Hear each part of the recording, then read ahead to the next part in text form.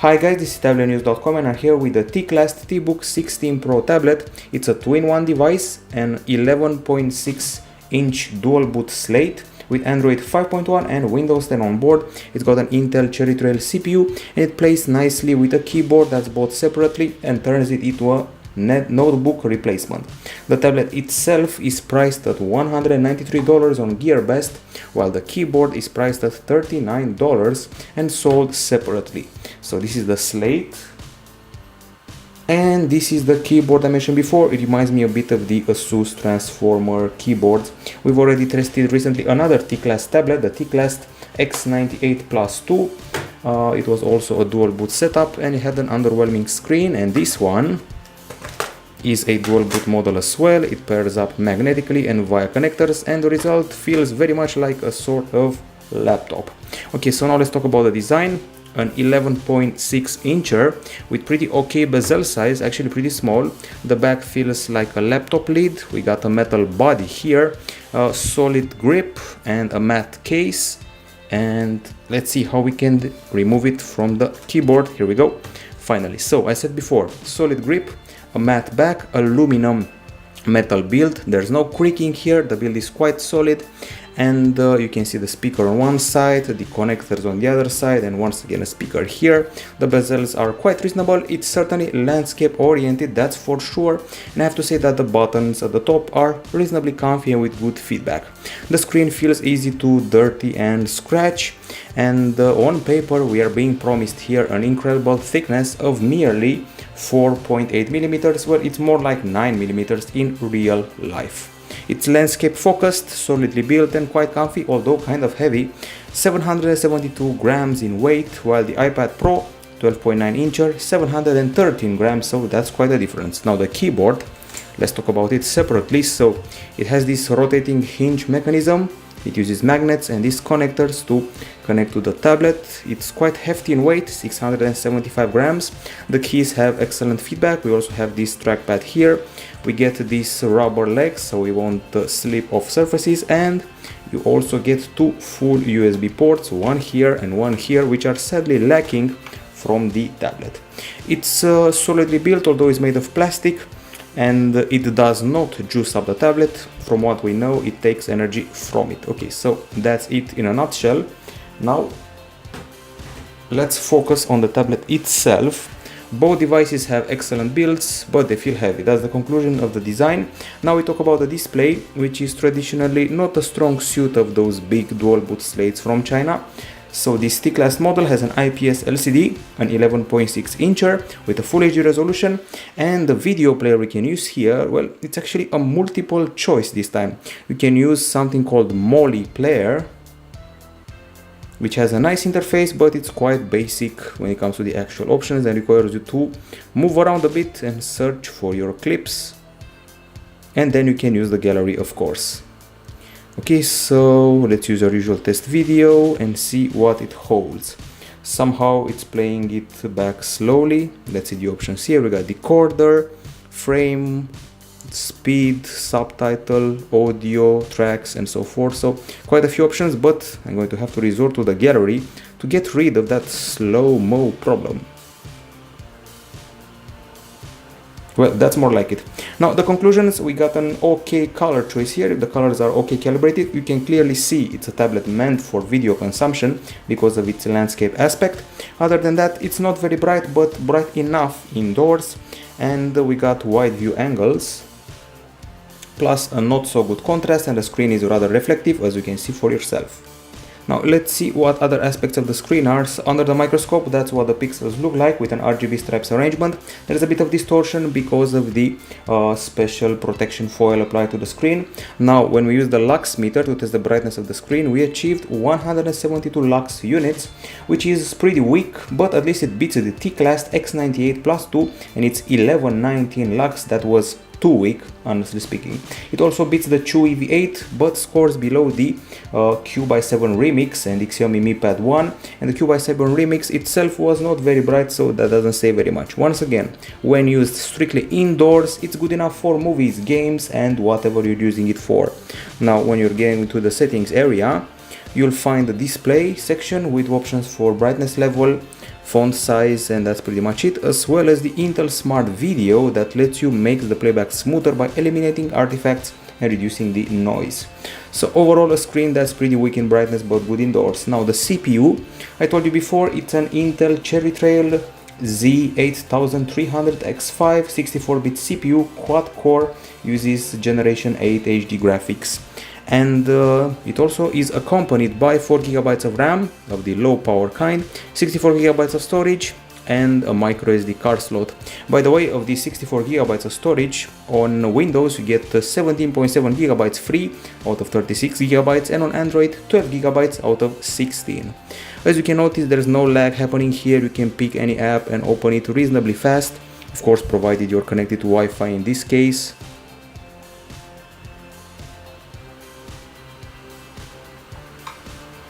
And input your password and you'll be connected.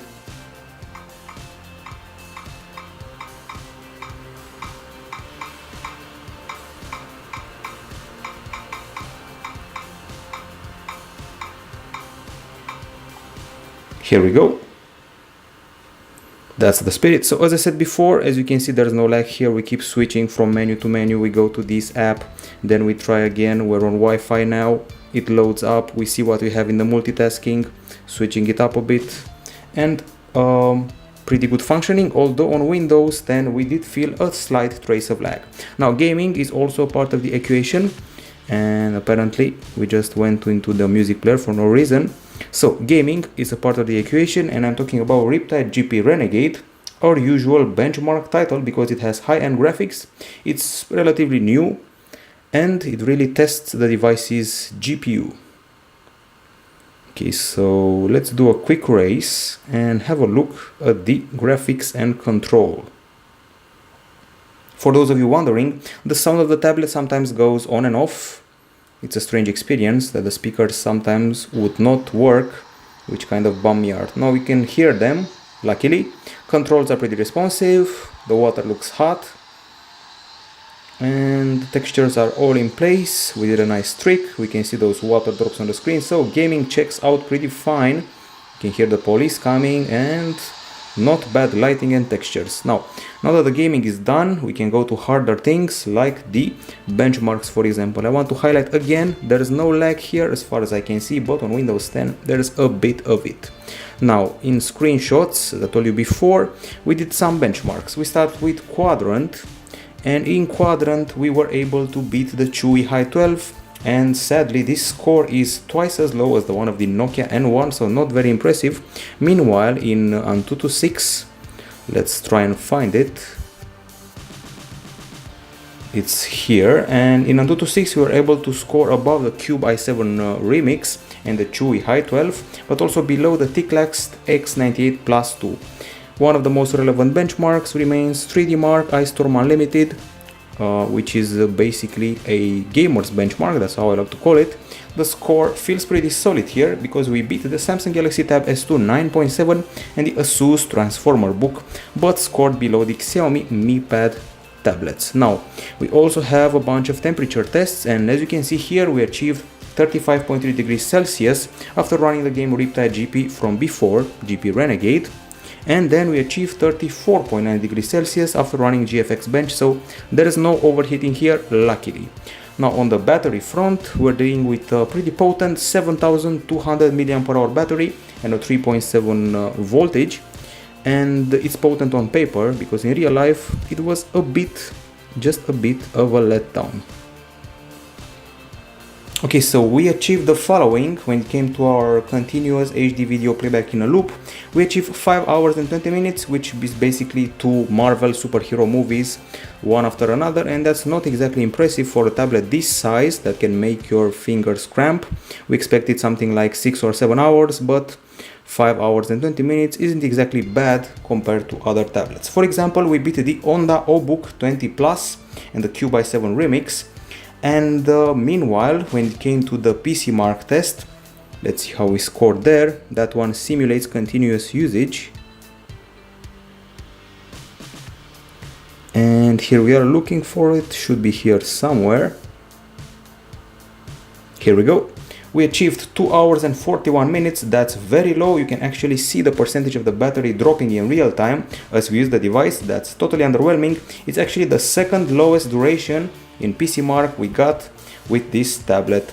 It only beats the Evolio Go 3G, the Evolio Go Fan 3G actually, and also scores below the T-Class X98 Plus 2, which itself was no performer in this test.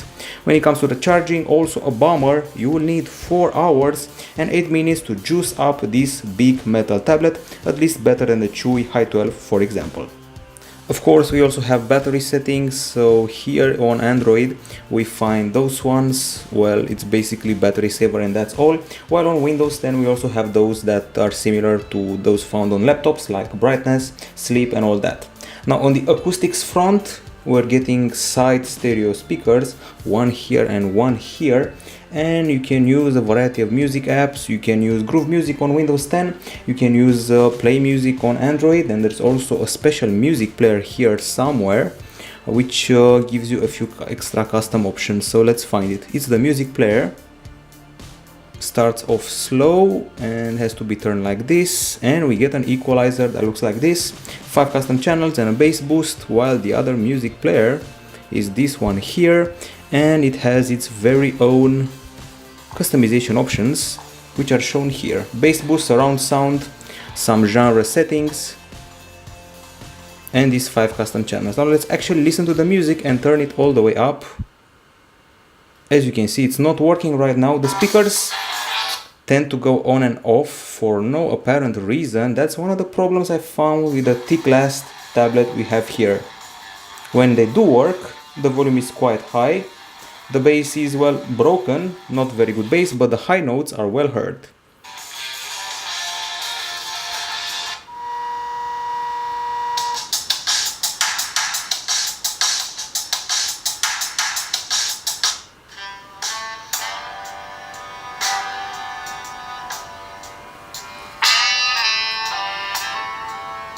Okay, so as mentioned before, okay volume, no bass, basically broken sound, good dialogue in movies and good high notes, but every once in a while you'll hear nothing at all. I haven't found the cause just yet, maybe just a glitch solved by a future update. Now we have a decibel meter test and we were able to achieve a level of, let's see here, 85.4 decibels with our test sample or audio test sample, and then we achieved a huge 88 decibels when using the game Riptide GP Renegade, and that's the value we take into account. We beat the iPad Air 2, we scored below the Nokia N1 by 1 decibel, and it's the 4th place tablet all time from all of our tablets we tested so far. We have here virtual buttons, and the stereo speakers are quite good in spite of the lack of bass and that glitch we mentioned before.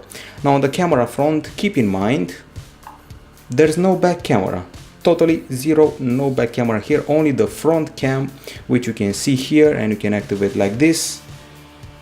And we have a few options here available, typical ones like the grill and the timer. You can take a shot like this, you can even record video, of course. I'm talking here about 720p video, nothing more than that. And if you go to Windows 10, you get a separate interface with a much more general setup of options, which I'm going to show you right now. So it's shutting down and switching to Windows 10. Compared to other tablets, I noticed that this model tends to have a faster switch between OSs than the previous T-Class tablet or even the Chewy one from before. Okay, so we're in Windows 10 right now. I promise you the camera, so let's have a look at it.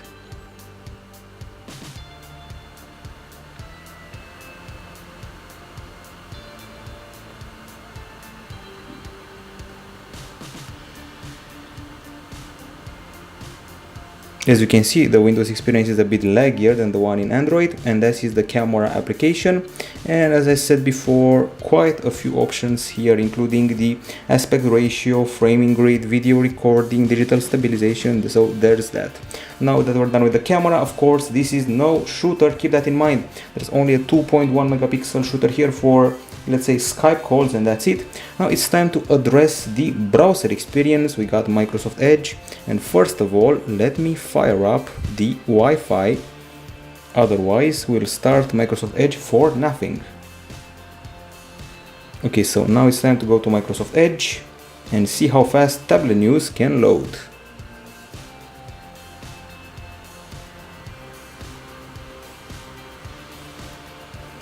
I would say it loaded reasonably fast. Got a fluid scroll and pinch to zoom, and this is also an occasion to show off the virtual keyboard.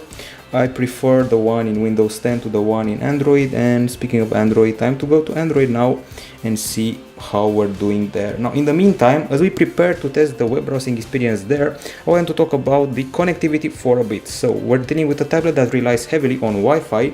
It's actually Wi-Fi BGN accompanied by Bluetooth 4.0, and then come the ports. So as you can see, in spite of having such a big tablet, there's no full USB port. The keyboard has two full USB ports, and here we have the micro SD card slot, we have the DC charging port, the audio jack, micro USB, there's a microphone here if I'm not mistaken, and finally the HDMI port. It's a micro HDMI, so you can output your videos to a bigger screen. You also have an OTG cable bundled with the device, so you can take your fun to other formats like connect a hard drive, USB stick, mice and keyboards, and there's that. There's also DLNA, and once again the keyboard has two full USB ports. Waiting for Android to fire up so we can show you its browser and the general experience in the OS and UI and apps area.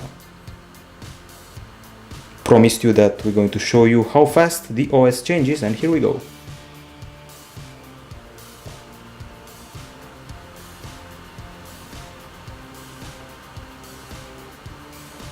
I noticed that on Android there are a lot of virtual buttons here in this area, something you don't see on tablets nowadays, and as you can see, not too shabby in the area of display and I mean OS switching. So Wi-Fi has been remembered this time, and let's go to the browser choice, so we can have either Chrome or you can use the browser here, and let's fire up Tablet News. Not as fast as Microsoft Edge, that's for sure, but reasonably fast. Now it's time to discuss the operating system and user experience here. This is Android 5.1 Lollipop with loads of virtual buttons, one for screenshot, two for audio stuff here, and one for extras and menus. Other than that, we have the typical experience of a carousel for multitasking. We have a stock drop-down area with notifications and quick settings, typical settings, plus or minus the HDMI and Intel Smart Video, and also developer options, and also the stock widgets, plus a few extra widgets from the pre-installed apps. Now on the pre-installed apps list, we don't have exactly bloatware because we can uninstall most of it. We got Chrome here, we got calculator and calendar, of course, there's Gmail, file manager, something called iFang News, there's Molly player and music player, extras, and then there's the Teclast boot manager, UC browser, Tencent video, over-the-air update, and an app which I cannot pronounce. So not exactly a huge amount of apps, 20 or 30 or so, but many of them can be uninstalled. Now we can go quickly to Windows 10 and see how the experience is there. So we're in Windows 10 right now, which means we get to play with folders. We also get to play with the Windows Store. We got multiple desktops if need be, and we can switch to Android instantly if you press that button. There's the start button here.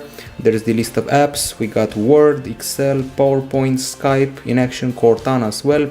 You can install exe apps, play classical games maybe here, and we got Outlook and the usual works here. Of course, we can also write using the physical keyboard.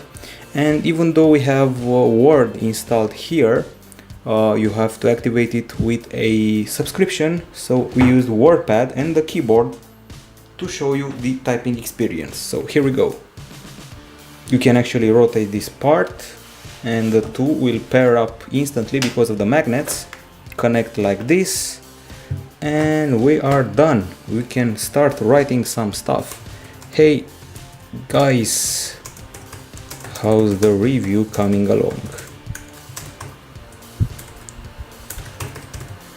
Question mark. Okay, so I have to say that this trackpad is not my favorite. It's quite rigid and too grippy for my taste, but the keys have excellent feedback and they're excellently spaced. As you can see, my hands fit perfectly in here, and that's the core of the experience. Now, the review is basically done, and this Teclast T16 tablet, the T16 actually is the T-Book 16 Pro, that's the full name, Teclast T-Book 16 Pro.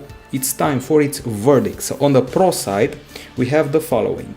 We have a solid build and solid design, an appealing price, fast OS switching, a pretty okay performance in my book, good acoustics when the speakers actually do work, and a comfy keyboard which you just saw in action. It's true that we may lack the full USB ports on the device. Come on now. Very strong magnets, by the way. So those were the pros. Now let's go to the cons. So on the con side, the brightness is kind of low, the keyboard is very heavy, and also heavy is the tablet, and then the battery is kind of weak and the charging is very long. There's no back camera, there's no full USB port on the tablet, and I have to say that there's some lag on Windows 10 but no lag on Android. And then there's the speaker stuff, which I don't enjoy, to be honest. The speakers going off every once in a while, but that may be a glitch solved with an update. In the end, it remains a solid piece of tablet work, a solid machine used to watch a couple of TV shows, maybe write a project in Word, and then browse the web for a bit. It's a massive tablet, it has loudspeakers, it's best used at home because of the weak brightness and the battery that may require to have a plug nearby. In the end, you can have fun with both Android and Windows, switching between them faster than I've seen on many other tablets, and this remains a solid dual boot tablet with a solid keyboard, bought separately for 39 bucks. Of course, you can pay for this tablet 193 bucks on gearbest.com. This is it from tabletnews.com. This has been the review of the T-Class T-Book 16 Pro. Bye bye.